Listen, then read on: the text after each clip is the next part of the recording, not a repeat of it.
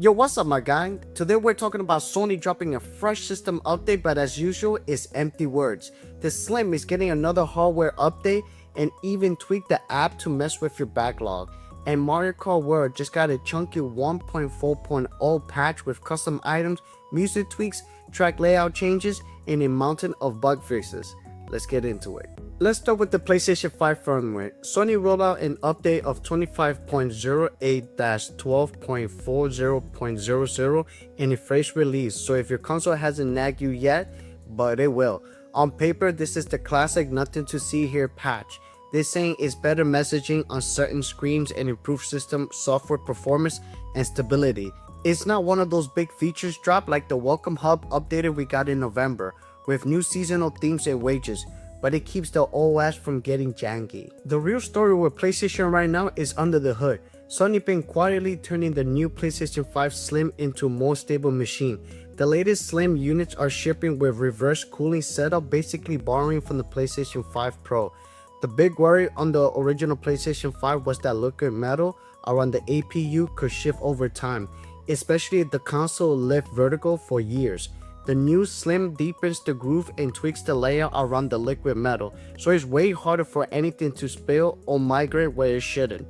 That means better thermal and more stability 10 to 15 years down the line instead of your console roasting itself. They also finally killed one of the most annoying thing about the This Slim. You don't need an internet connection anymore just to pair the Bluetooth drive on the newest model. The drive comes factory paired, so if your Wi-Fi is trash, you're setting it up in your bedroom with no signal, or you just don't want to connect to the internet at all, you can just pop the disc and play it.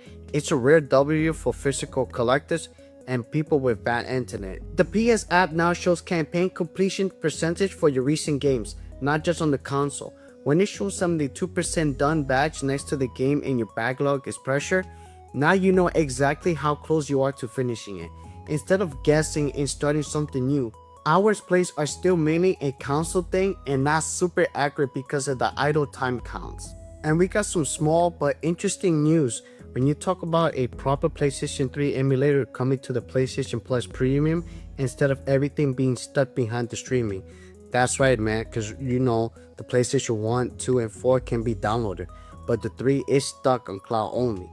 And I believe if Sony and the emulator pioneers land this, that'll be huge. We could finally have a PlayStation 3 downloads with better performance and no more terrible latency. My goodness, man, I do not miss those days, and I can't wait for those PlayStation 3 games to be fixed. Alright, let's slide over to Mario Kart World because that 1.4.0 update is actually a chunky one.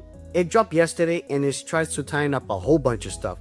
The headline changes is a custom item. You can now control exactly which item shows up in the item box for versus races, balloon battles, and coin runners, and it works in room for online players and wireless play. This came to Mario Kart 8 Deluxe years after its launch, but it's pretty pathetic to be honest with you. Why didn't it just come with it from the day one?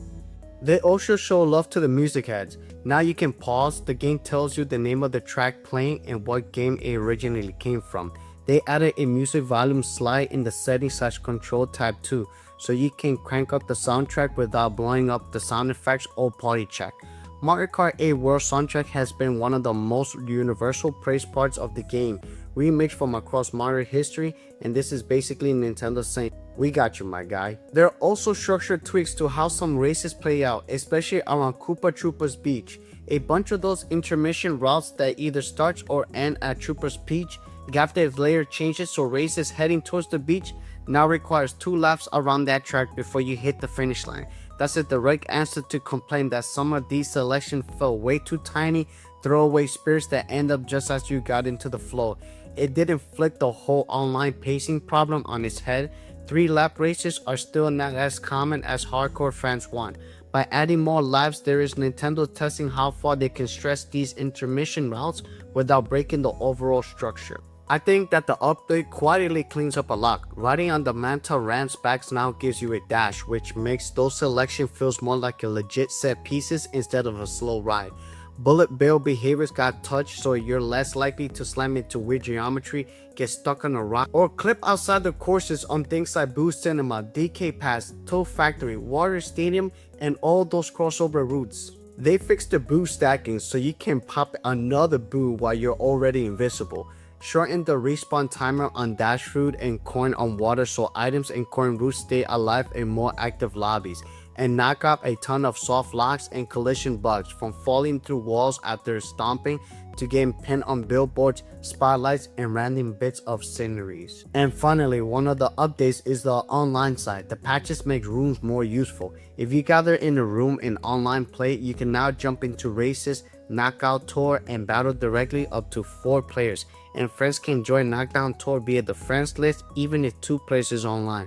They fixed a bunch of annoying connection issue too, like friends information not updating properly, communication error when checking group IDs, people placement dropping if they were retired during the knockout tour, and speculators seeing races loop off screen over and over. It's all ugly blacked out stuff that doesn't show up in the market, but it makes your lobby experience less scuff. But here's the thing, for a lot of Mario Kart players, this doesn't hit the biggest pain point. The frequent or full 3-lap races online is unchanged. Intermission races are still baked into how the game flows, and some folks are just tired of being forced these travel sections where all they want to do is a classic circuit race back and forward. The Dream Fix people keep asking for a dedicated online playlist focused on a full 3-lap tracks only, leaving the hub and intermission for a separate mode. This patch doesn't do that. Alright my guy, I want to hear from you. How are you feeling about this wave of quiet updates? Does this new PlayStation Slim cooling and disk drive changes makes you more likely to upgrade, or will you ride your launch box until it taps out? And does the Mario Kart World update patches with all these bug fixes actually makes you want to jump back in, or are you still waiting on a real 3-lap focus online playlist on some proper DLC before you care? Let me know your thoughts in the comment. Thanks for watching.